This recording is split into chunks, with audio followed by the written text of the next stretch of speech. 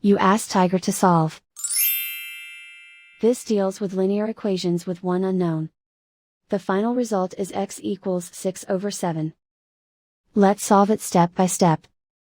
Simplify the expression. Group like terms. Simplify the arithmetic. Group all constants on the right side of the equation. Add 2 to both sides. Simplify the arithmetic.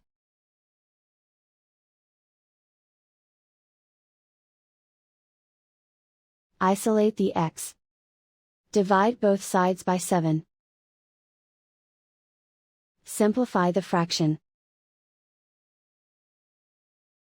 And so the final result is x equals 6/7.